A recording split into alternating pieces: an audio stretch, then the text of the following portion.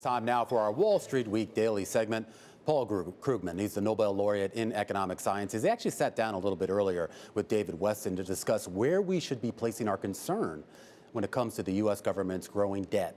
That's, of course, ahead of all of the debt ceiling discussions taking place. Take a listen. There's a pretty strong case that debt is just a number, that the United States, absent the political games over the debt ceiling, which is a really uniquely American dysfunction. Aside from that, there's no hint that financial markets are concerned about America's ability to service its debt. There's no real sign that the debt is putting any strain on the economy. U.S. debt is very high by our own historical standards. The only time we've been close to this level was in the immediate aftermath of World War II. But it's not that high compared with what a lot of other countries have experienced over the years without any kind of crisis. So, the numbers are enormous, but everything about the U.S. economy is enormous. So you say $31 trillion, and you do your best Dr. Evil imitation, but it's not at all clear that the debt is a top priority, that it's a catastrophic issue, or even that it even belongs in the top 5 or maybe even the top 10 of issues to concern the United States. So maybe not catastrophic, but is it a growing problem in this sense?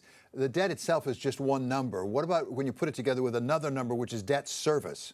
Because as I understand it, part of the question is how fast is debt service cost growing? We have had essentially zero cost of debt service. Those are going up now. Does that pose a real risk?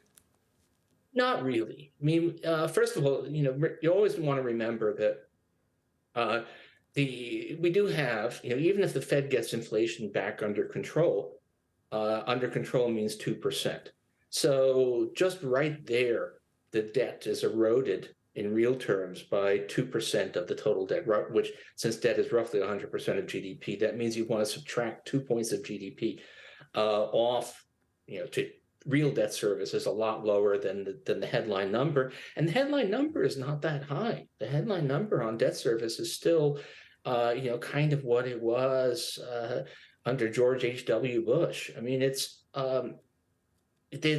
there just isn't the idea that that we're in some kind of debt spiral where we have to borrow to pay interest, and then we have to the numbers don't support that at all. The numbers don't suggest that anything like that is going to be a problem for the foreseeable future.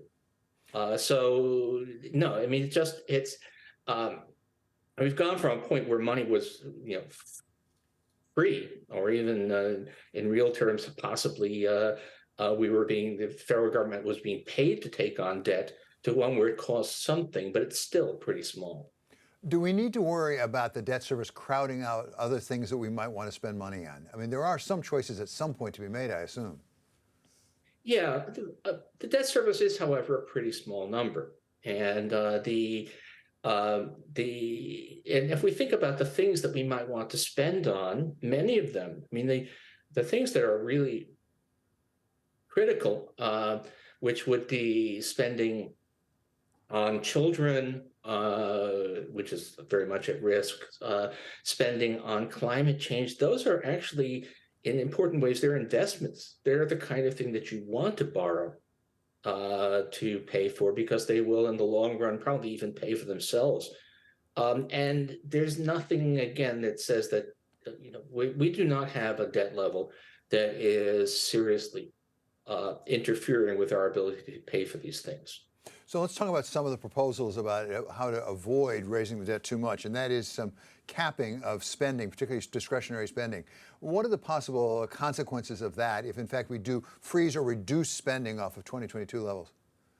The thing that concerns me most, I mean, partly we're just talking about the functioning of the government, right? We're talking about being able to get some money on the line. With the Social Security administrative costs, the IRS. It's not just that we're giving the IRS resources now that will help it crack down on tax evaders, and that's one of the things Republicans want to cut. The other thing is, if you have a question or a problem with your taxes, it's gotten suddenly a lot easier to get hold of somebody at the IRS, which was, still is to some extent, in desperate straits. But what really bothers me, where we are right now, is that the programs that apparently are sacrosanct are programs for the elderly. Medicare, Social Security are off the table. They're being protected. And a lot of the stuff that's discretionary is really things like programs that support children, that support education, that support nutrition for the young, which is the future. So what's happening right now is that in the effort to hold down headline spending right now, we're actually kind of disinvesting in the country's future, and that's pretty alarming.